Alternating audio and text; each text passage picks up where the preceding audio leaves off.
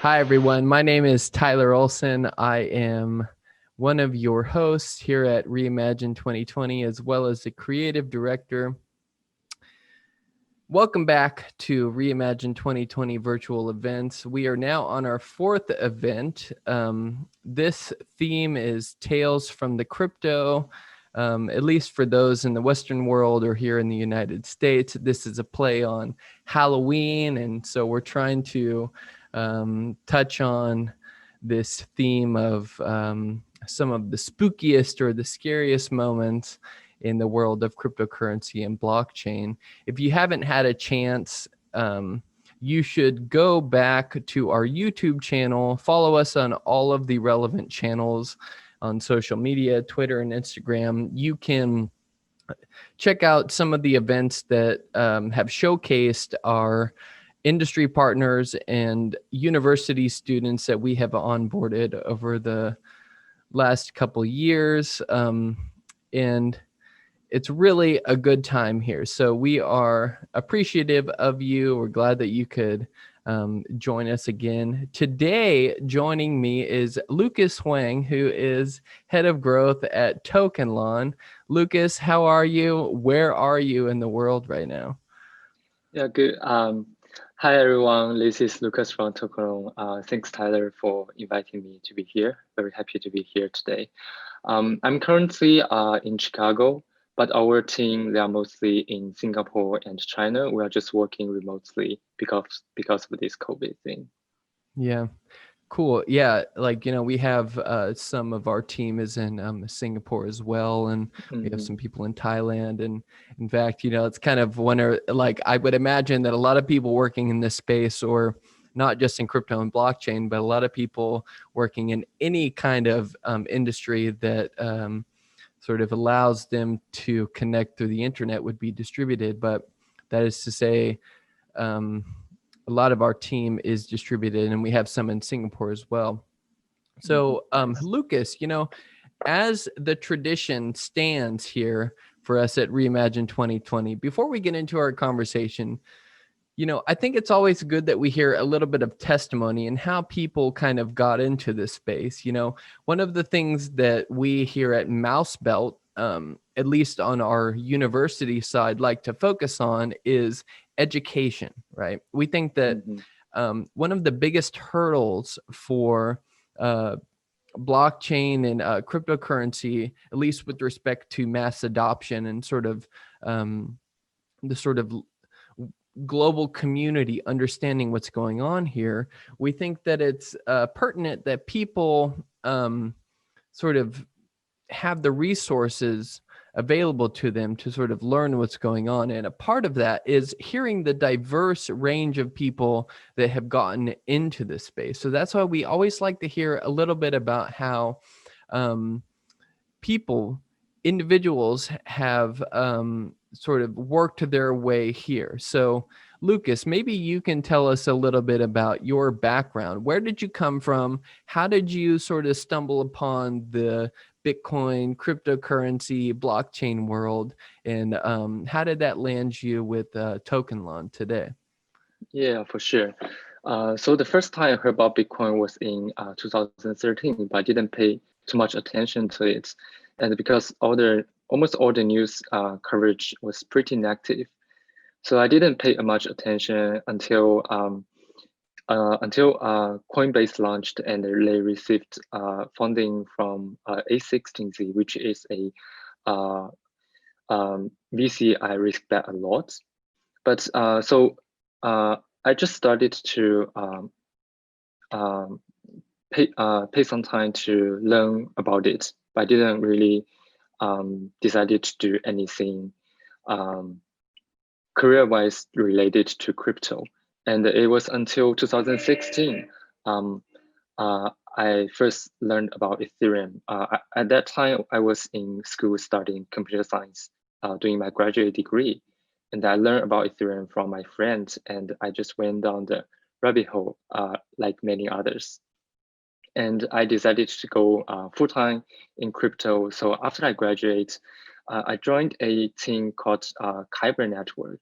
They are also building a decentralized exchange. So I spent 2 years time there, and then I heard about my friends.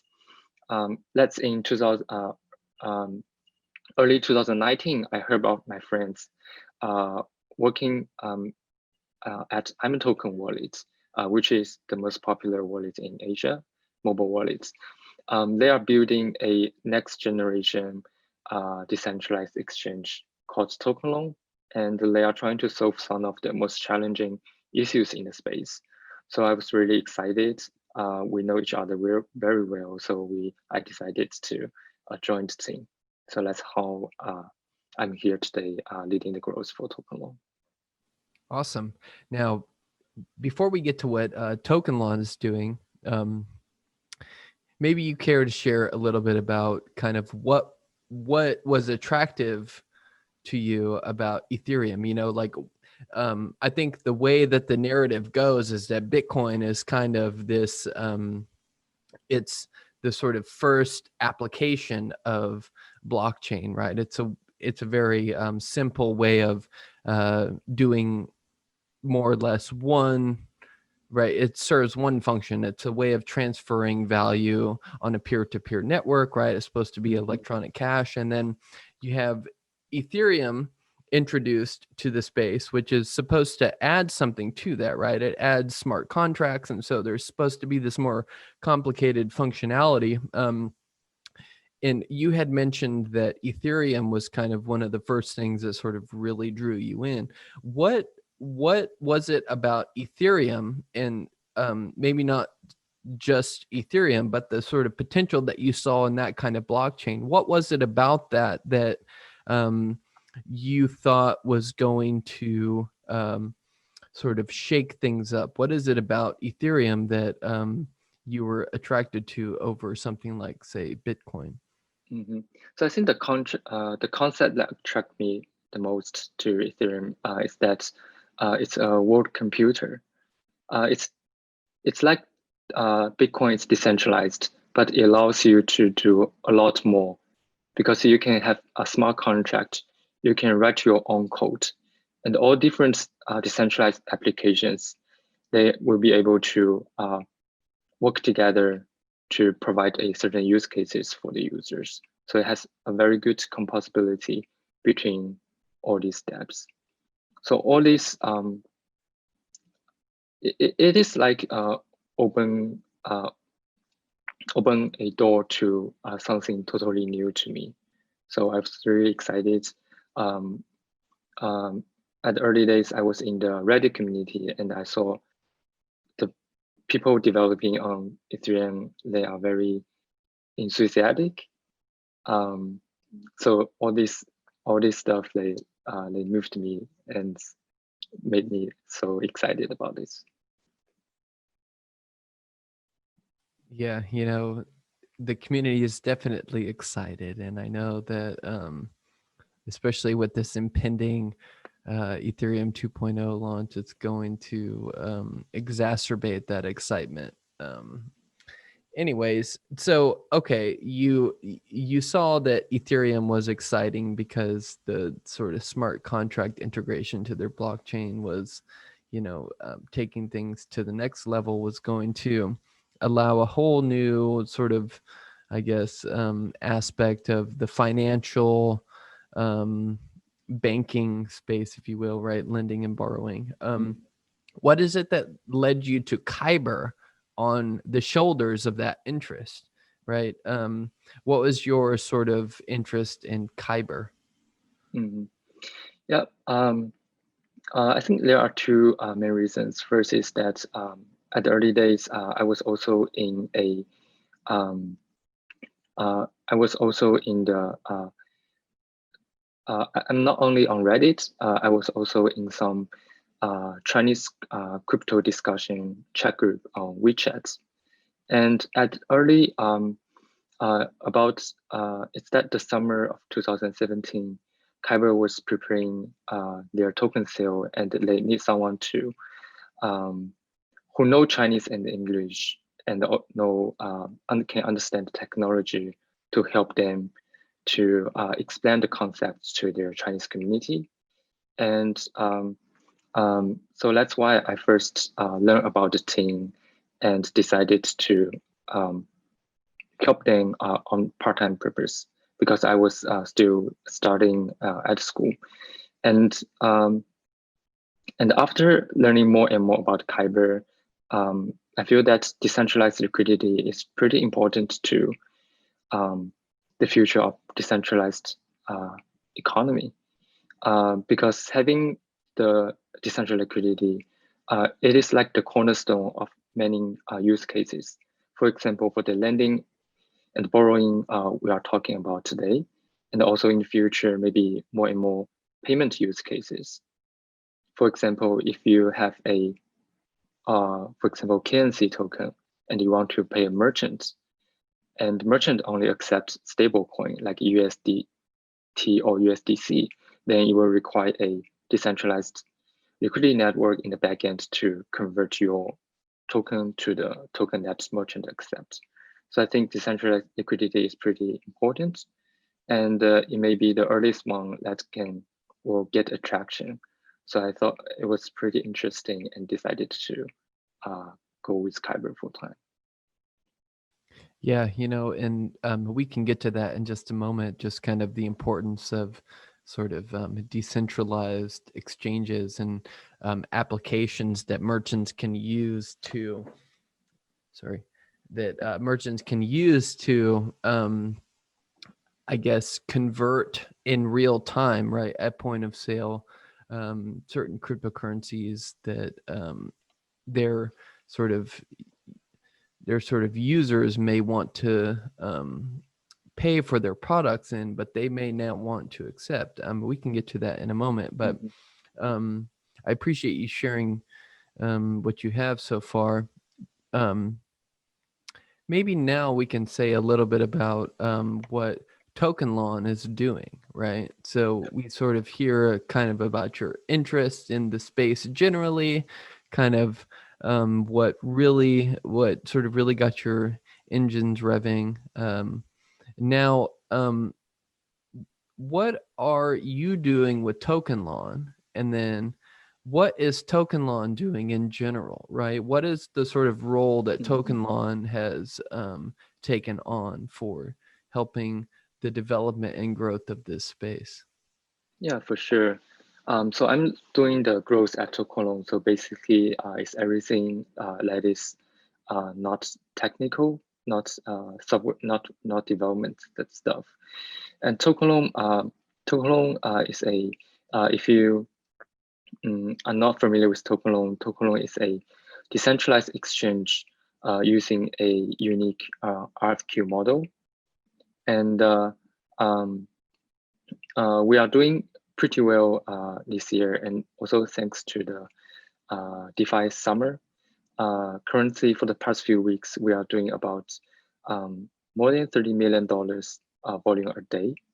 So that makes us one of the top 5 decentralized exchange by volume, and we what made us more proud is that we onboarded more than 100K user since our launch in April 2019. So I think probably we have the second most users across all the DeFi applications. Well, so the second, I mean, like, how does that compare to other decentralized exchanges in the region that you're working with?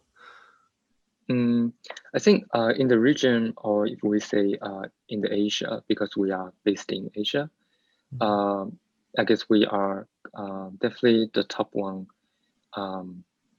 DeFi application by the user. And the main reason is that we are natively integrated in the imToken wallet. We have other channels like API and websites, but most of our users, they are coming from imToken wallet. We did a lot of optimization to provide a very best mobile experience for our users. And for the users in Asia, they may be different from users in the West. They are very mobile first. If they can use an application on mobile, I guess most of them, they will go mobile instead. Mm-hmm. Yeah. Now, okay, so then you're working in the world of decentralized exchanges. As I mentioned at the outset, right? MouseBelt, Reimagine, our team we sort of started out, or one of the things that became very prominent in our sort of business development was education, right? We have this university program where we try to onboard students at major universities all around the world. And one of the reasons why we wanted to do that is because we noticed that a lot of people are unaware of digital currencies, and moreover, the sort of technological context in which that's taking place, right? So sort of what blockchain is and why immutable ledgers are important for them as people that live in, society, right?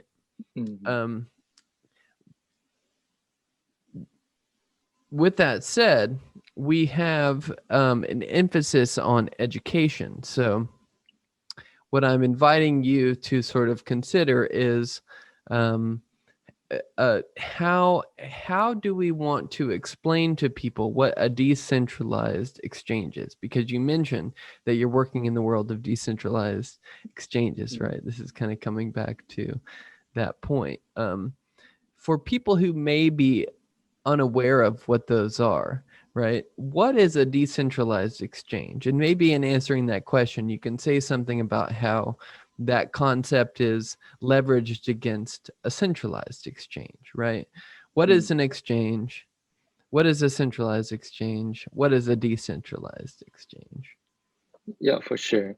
So exchange is definitely a platform, a place that user can exchange one of their assets for another. And decentralized exchange is a place user can do the exchange, but but they can keep their custody of their own assets. So they do not need to deposit their funds into a platform before they start trading. Therefore, they do not need to withdraw as well. And the transaction is settled on-chain, so it's transparent.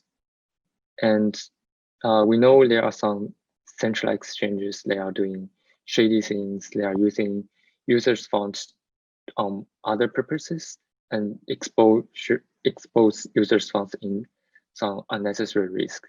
And there could be hacks as well. And there could be back actors in the central exchange as well. So using decentralized exchange, we are able to help the users to avoid those kind of risks.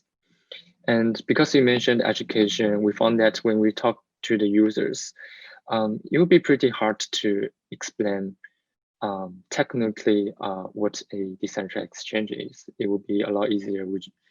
We share them what the benefits are, but provide them additional information if they want to learn about the technical sides. And we also found that some people they just don't, some users, they actually don't really interested in why this is decentralized or things like that. They come to us not because we are decentralized. It's just because we are so easy to use. They store their assets with wallets, and when they see an opportunity for trade, they just want to act on it quickly. Then using a decentralized exchange, you can just trade within your wallet, allow you to act very quickly on the market information, things like that. So we actually did a lot of things to make the process more smooth for those kind of people. So for example, for the users who use traditional centralized exchange, it may be hard for them to understand why on decentralized exchange they will need Ether for the gas cost, and why they will need to do the token authorization before actually trading a token. So what we did was that for the users, if they want to trade, we combine the token authorization and trade transaction into a single step on the front end. So the user, they won't notice the token authorization. And also even the user do not have enough Ether for a trade, because we saw some people, they withdraw USDT to their wallets and want to, and sometimes they want to trade on Tokenlon to another token. And before we introduce this new feature, they always receive an error about you do not have any Ether to start the trades. And a lot of them, they just gave up at the step. So we introduced a new feature that's when the user do not have enough Ether, we actually send a little bit Ether to that user's address. And then user can make the trade, but we deduct that fee, the Ether in the equivalent token from the token they receive. So we are able to not losing money by providing this feature, but also provide a much smoother variance experience for the user who used the decentralized exchange first time. Amazing. Now, what sort of assets do you support on the Tokenlon platform? Is it all ERC20? Is it interoperable between chains? I mean, what's the asset class that you're supporting there? So right now we only support Ethereum tokens, so mainly ERC20, but we are also supporting a BTC packed Ethereum token called MBTC, which is ERC 777. But currently we only support Ethereum tokens. But in the next year, we do plan to explore cross-chain decentralized exchange solutions, because we do see users having that demand, and we want it to provide a complete experience to our users. Because if user want to trade DOT or Litecoin, then right now they will still have to go to a centralized exchange because they cannot trade on Tokenlon. But I think it was mentioned that at least for BTC, because we are supporting WBTC, which is a BTC-packed Ethereum token, we kind of are utilizing those kind of solutions to be able to meet some of our users' demand.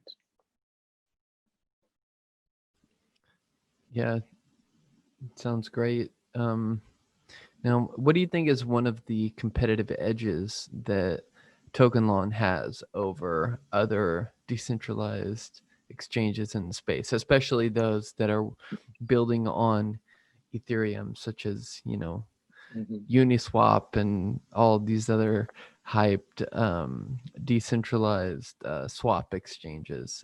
What does Tokenlon, what's the competitive edge that y'all have over something else? Is it the fact that you had mentioned earlier, one of the features that you're working into the product or the platform is if a user doesn't have the funds to pay for their gas, right, y'all pull from a community fund that kind of can support that. Is that the only thing, or what would you say is another competitive edge that y'all have over other decentralized exchanges, especially in the space of Ethereum?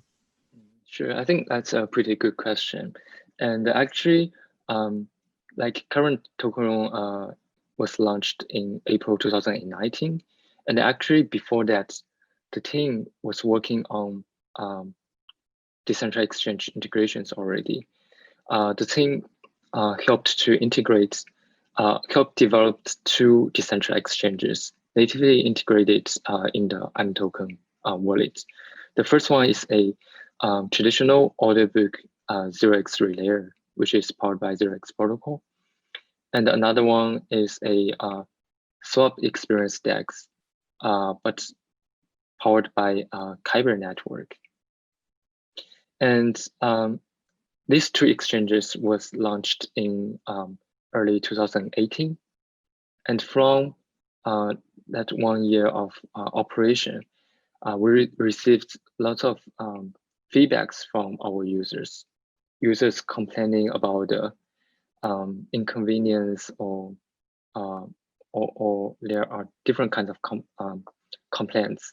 So we looked into these complaints, and I can just make a few examples here. People will say their order always failed, or they receive a different amount than when the order is settled, they receive a different amount than the quoted amount.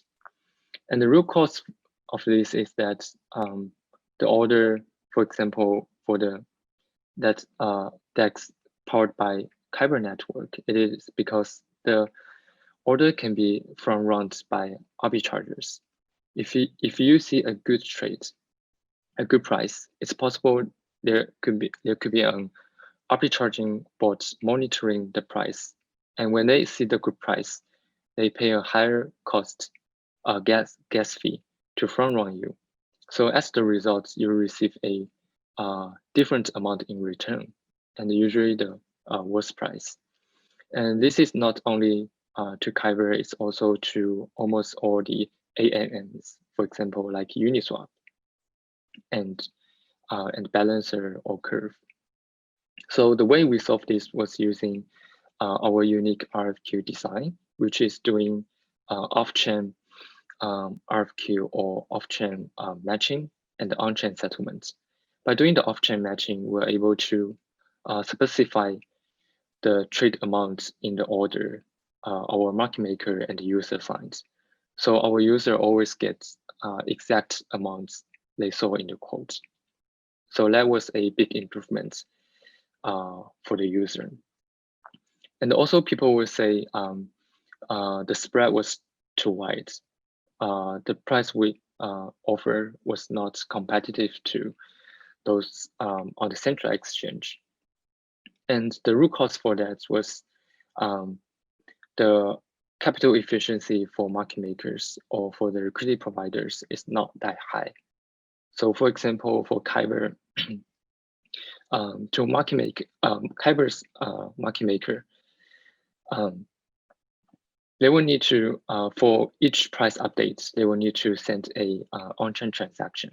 So this will be some additional costs, overheads for their market making, and also for Uniswap. I think Uniswap currently have almost 3 billion funds staked for providing liquidity, and their average volume for the past few days was around 200 million. 200 million is already a lot of volume in the DEX space, but compared to the funds they use to providing liquidity, which is 2 billion, this is not very impressive. But for Tokenlon, our market makers, right now they are using probably around $3 million, but they are able to support 60 million volume a day. So that's a very good capital efficiency for them. So they earn more profits then they are able to provide more competitive rates to our users. There are many more other examples, but I will save some time here. Again, I can share it later, or if the audience is interested, they will have article about this. They can go to our blog and check it out. Yeah, maybe you can spell that out. Where can the audience visit your blog, or where can they learn more about some of the things that you just said, in addition to Tokenlon in general? Yeah, for sure. So I guess the audience can follow us on Twitter. Our Twitter is @TokenlonDex. From time to time, we share some improvements we made, and we compare our experience to other DEX. And if you want to go to the article I just mentioned, you can go to our Medium blog. You can just search on Medium for Tokenlon, and we have several articles there explaining why our design is better. Great. Now, before we kind of close out here in a couple minutes, as I mentioned earlier, our theme for this event is Tales from the Crypto. And depending on where you are in the world, that rings of Halloween vibes, right?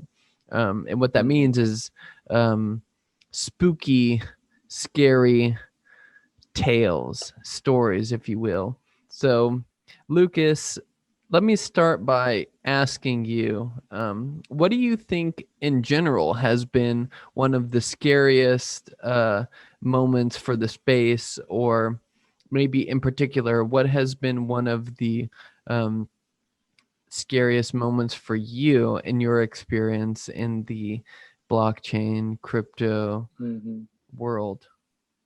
Yeah, I think the scariest experience for me definitely was in 2019, early 2019. There was a Binance hack. I think 27 or 20 something $million was hacked from Binance, and then Binance have to pause the trading and the withdrawal.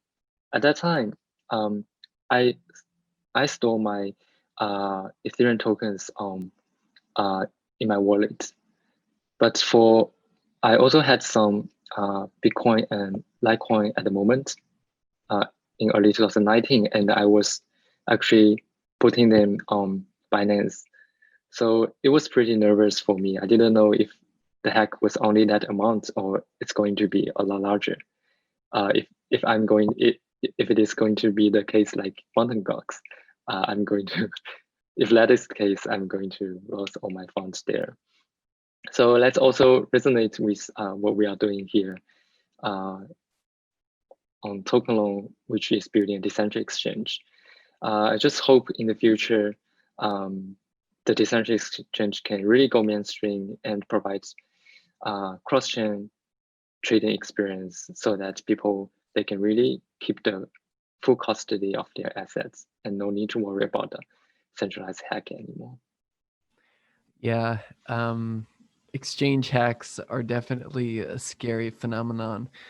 You know, you were mentioning earlier, and I'm speaking to those of you who may not have caught it before. Lucas was mentioning that one of the perks of a decentralized exchange is that users can maintain full custody over their private keys, right? They can really own they can fully own the assets that they're trading on such exchanges because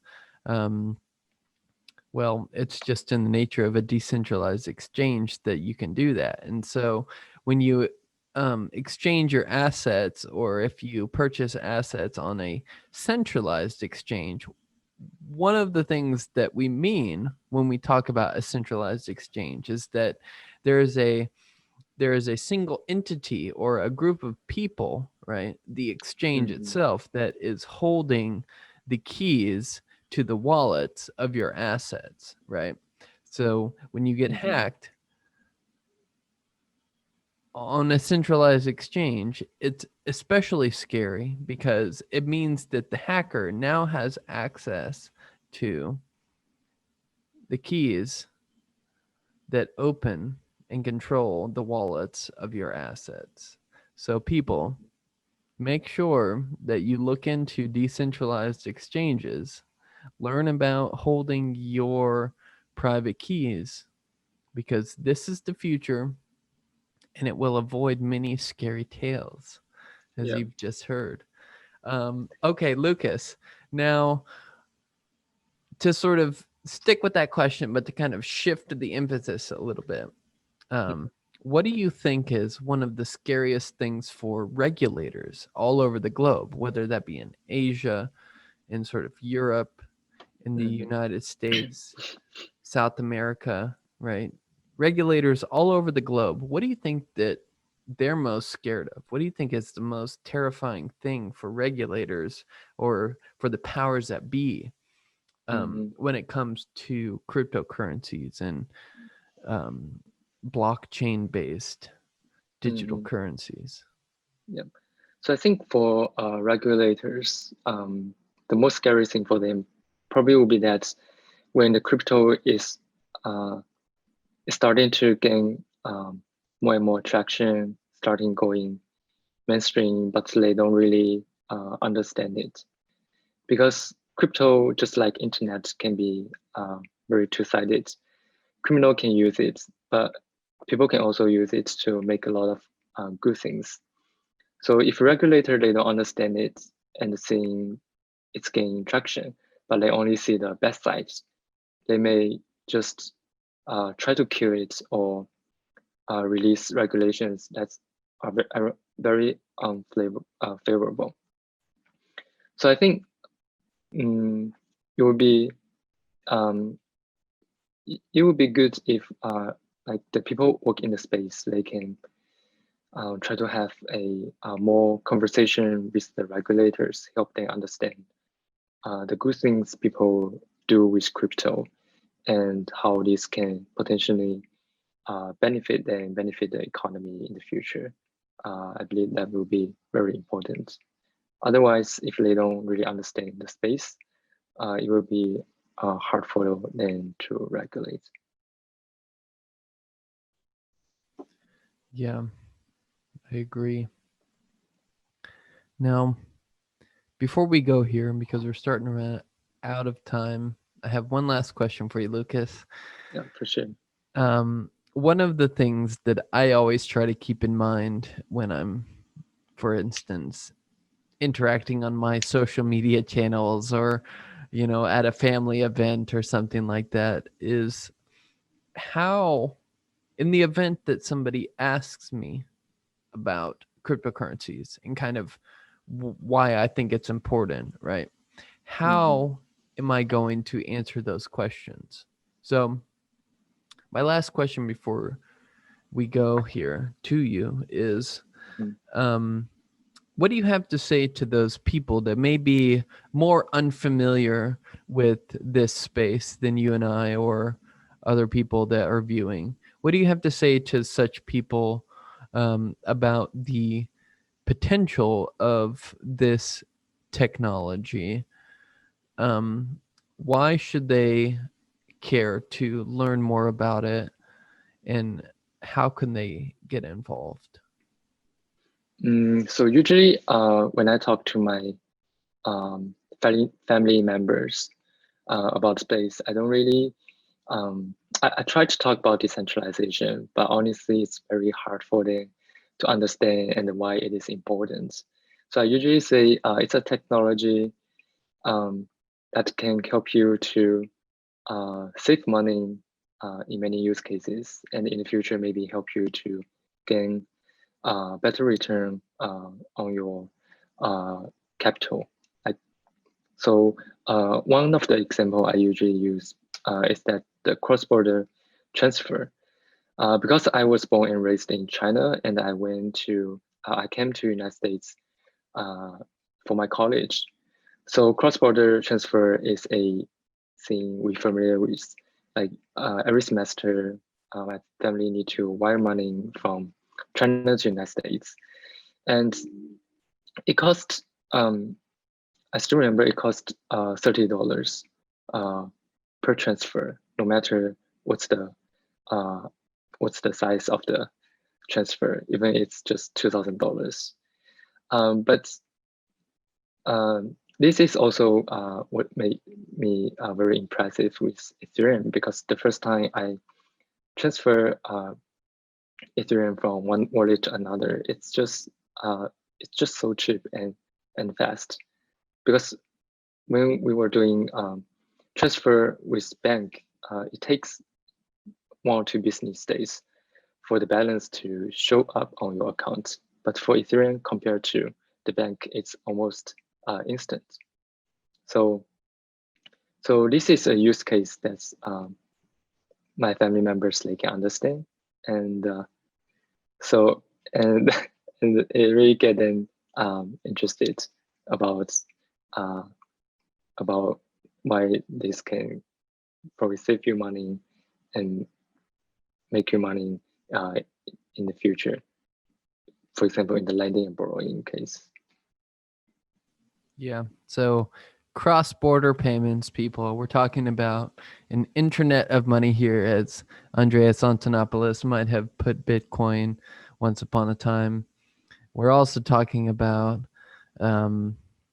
low fees relative to the current systems that are in place, though I'm sure many people would beg to differ on that front, especially when it comes to Ethereum gas fees, but that's a conversation for another time.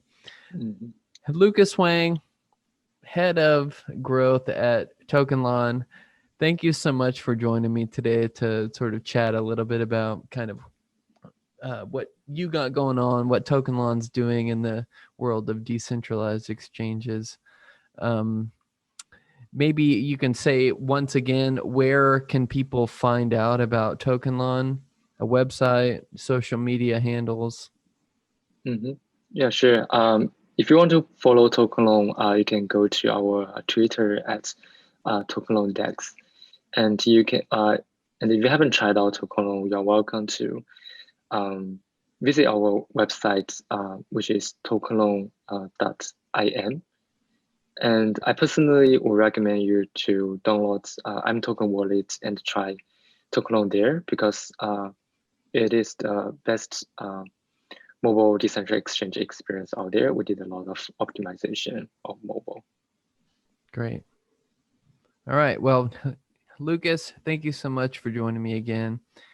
I'm Tyler Olsson, creative director at Reimagine 2020. Thank you all for tuning in to Reimagine 4.0 Tales from the Crypto. We'll see you. Thanks, Tyler. Thanks, everyone. Right on. Lucas, thank you so much, man. Yeah, no problem. Thanks for having me. It was a great talk.